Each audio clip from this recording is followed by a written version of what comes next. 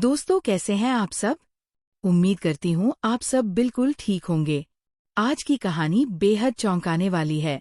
राघव, जिसने हमेशा अपनी बुआ को माँ के बराबर माना, आज उसी बुआ की सच्चाई जानकर गुस्से में आग बबूला हो गया है।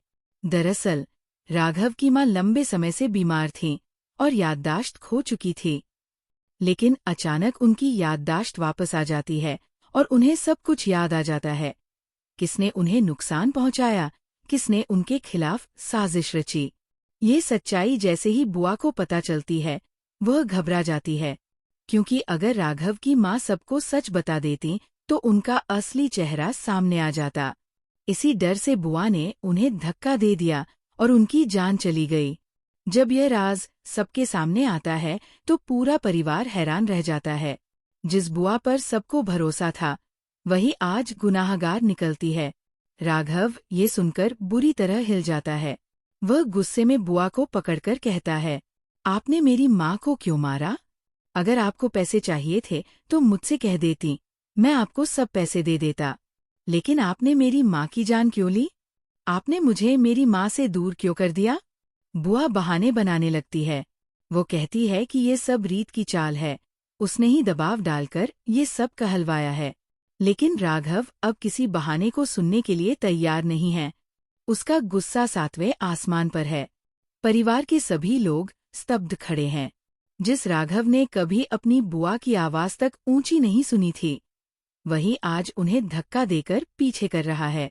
रीत, जिसने शुरू से ही सबको सच बताने की कोशिश की थी, वह सबके सामने बुआ का असली चेहरा उजागर करती है। अब न कोई शक बचता है और न ही कोई सवाल। सच्चाई सामने है।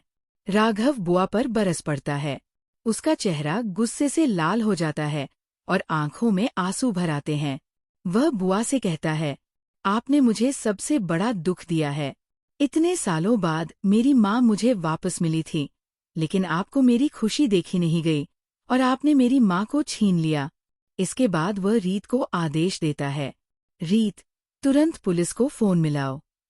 मैं इन्हें अपने सामने एक पल भी नहीं देख सकता। पूरा परिवार हक्का-बक्का खड़ा है। तभी वीरन आगे आता है और हाथ जोड़कर राघव से कहता है कि बुआ को माफ कर दे।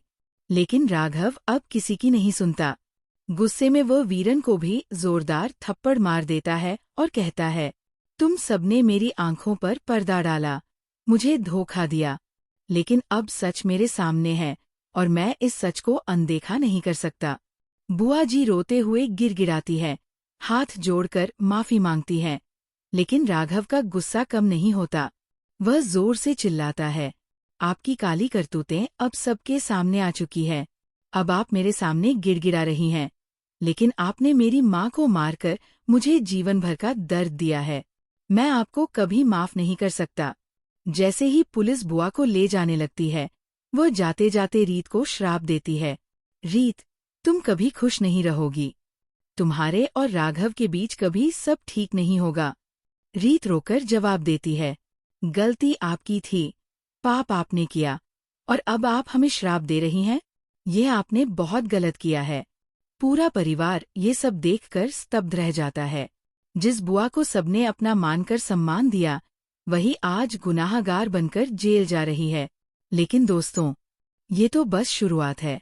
कहानी अब और भी खतरनाक मोड़ लेने वाली है।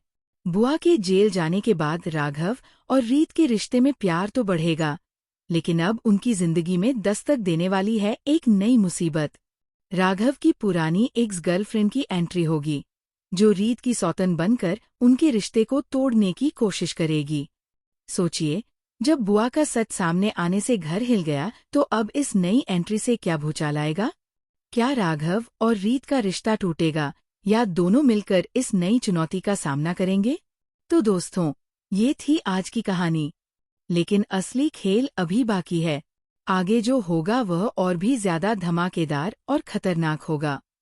फिर मिलेंगे एक नई और जबरदस्त कहानी के साथ। तब तक के लिए खुश रहिए, सुरक्षित रहिए और देखते रहिए द ड्रामाओ.2। चैनल को लाइक, शेयर और सब्सक्राइब करना न भूलें।